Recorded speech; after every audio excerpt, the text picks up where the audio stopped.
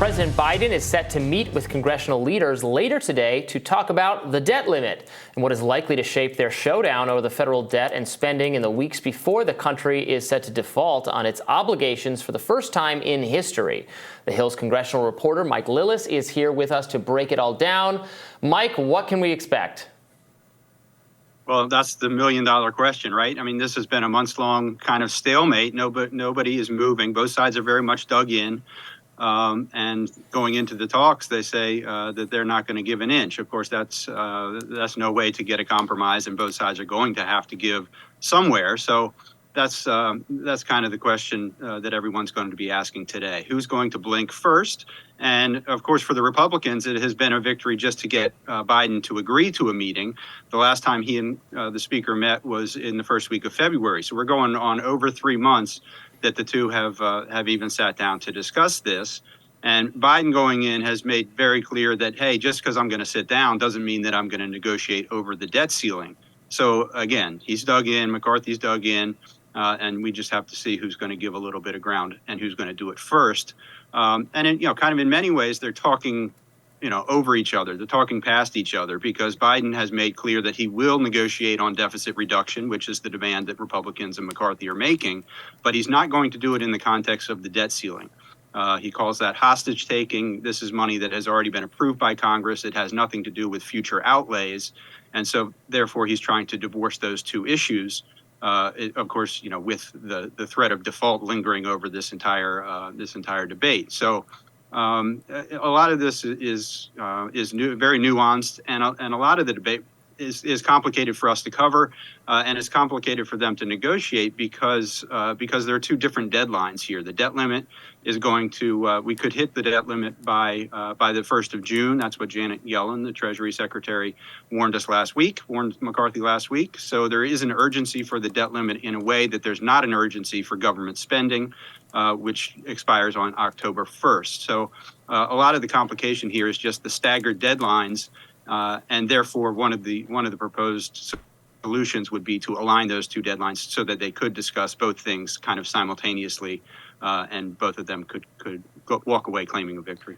Mike, what specifically are Republicans asking that Democrats cut right now? I know that as a part of the bill that the House managed to pass, there was an emphasis on cutting social programs. I spoke to Marjorie Taylor Greene on the show a little over a week ago, and she disagreed with the prospect of cutting military spending or other kinds of spending that even Republicans have agreed, populist Republicans have agreed, is going a bridge too far. What are the trade-offs Republicans are asking of the American people in this moment?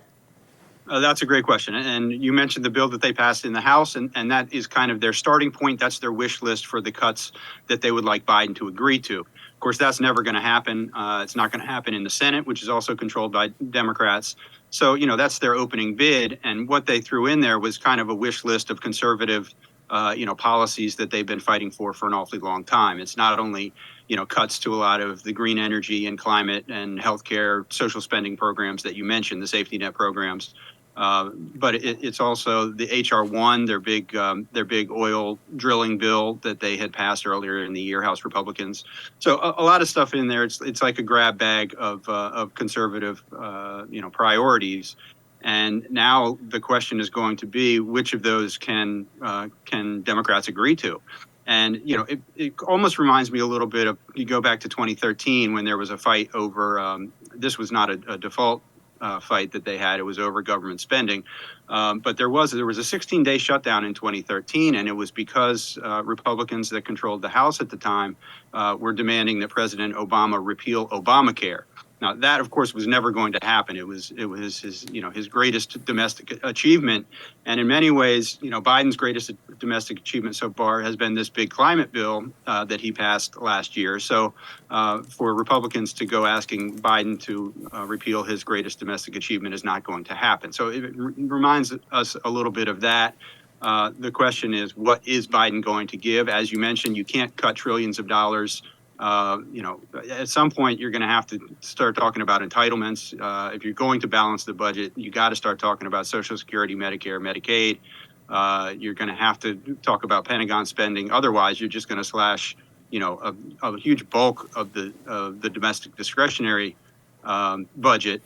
And as we saw, even when the bill passed the House last month, a lot of those programs are popular even in some of these Republican districts, and that's what you saw with the Iowa delegation, who said, well, hey, wait a minute, some of these green energy subsidies help our district, the ethanol stuff. So they went back and they had to put that back in. But Mike, to be clear, nobody has to cut anything. And would you agree with the characterization of some that this is a manufactured crisis, that the government has raised the debt limit, 78 times since 1960, and that it could simply do this again without cutting benefits for seniors or for the poor, Medicaid, Social Security, these so-called entitlements? Sure. Oh, it's entirely manufactured. And the reason, the proof is that the only time this debate comes up is when you have a Republican-controlled Congress, in this case just the House, and a Democrat in the White House. And you can understand their logic. If you're a House Republican, the only leverage you have right now is to threaten something like a shutdown or a default, and you're going to use that leverage as best as you can. A lot of people say that's irresponsible because of the effect on Wall Street, et cetera, the global economy in this case. But well, if that's the case, and the posture of this is different from the 2013 shutdown that you described, where this is actually America defaulting, which would have these global financial implications. And if this really is a hostage situation, why isn't that framing more clear? Because it does seem to me that if we're waiting for someone to call the bluff in this game of chicken, that the consequences for Republicans of being the cause of that kind of global financial cataclysm are much higher than for Democrats who are simply saying, I don't want to cut Social Security, I want to just keep funding the budget. Yeah, it's a very difficult story to tell, and it's a very difficult debate to cover for that reason, because the debt ceiling is a very obscure thing. It's over 100 years old, as you said. It's been raised scores and scores of times. Usually, it was just a routine thing. I think Reagan raised it, 18 times or something like that without a fight.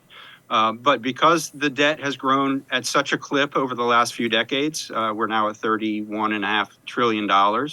And because, kind of since the Tea Party came around in 08, 09, 010, it's just been, it has been an issue that resonates with their base. And so there's a reason for them to fight for it tooth and nail the way that they have.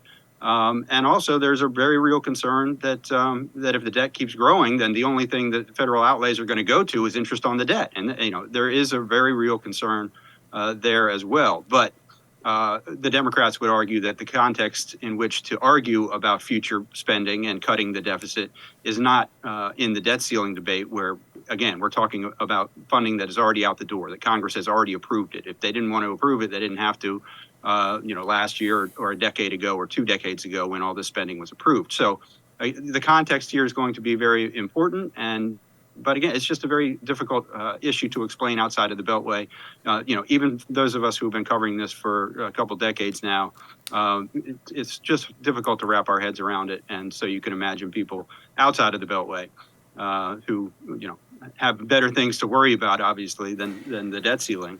It's just hard to explain. Kevin McCarthy, of course, owes his speakership to begrudging, belated support from Matt Gaetz and other Republicans, who finally gave in based on concessions they had forced him to say he would do. So, is this a case where the speaker has to deliver on promises he made to representatives who represent some constituents, and he's thinking about that political cost of letting those people down, rather than, I don't know, the median voter somewhere in some other district?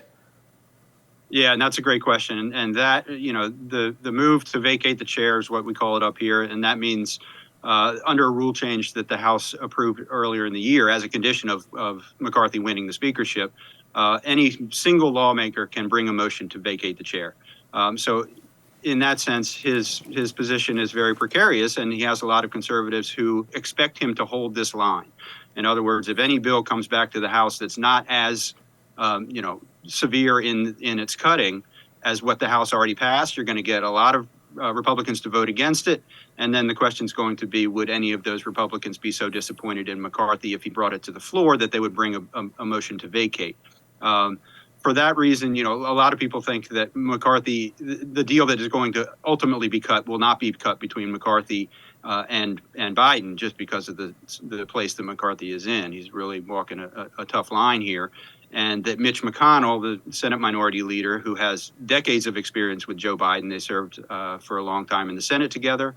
And then if you remember when Biden was vice president under Obama, it was frequently Biden who would come up to the White House and negotiate both debt ceiling and government funding with Mitch McConnell. It was not Obama who would come up and cut those deals. It was always Biden. So there's a history there. McConnell has taken himself out of the talks for now because he's in the minority and he wants McCarthy. He understands the position McCarthy's in. He also understands that McCarthy has the power in this spot. So he is on the sidelines, but nobody expects him to stay there. If a deal is going to be made, it's going to have to involve Mitch McConnell, both because of his experience doing that, but also because you're going to need 10 Republican votes in the Senate, and you're not going to get those without Mitch McConnell. So at some point, McConnell's going to have to pop off the sidelines. We just don't know when that's going to happen. Is that going to happen in today's meeting? Is that going to happen in the coming weeks?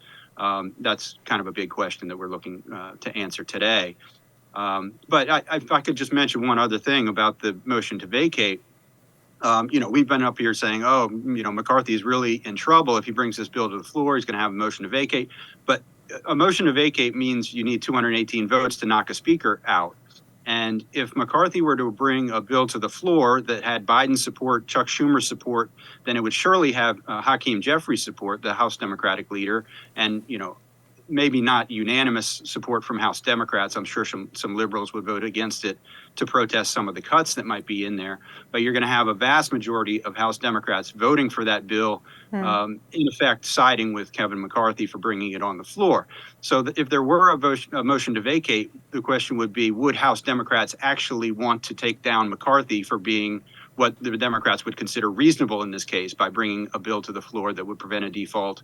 And the answer is probably no. There was a motion to vacate in 2015, as you remember. Mark Meadows brought that up against then Speaker John Boehner.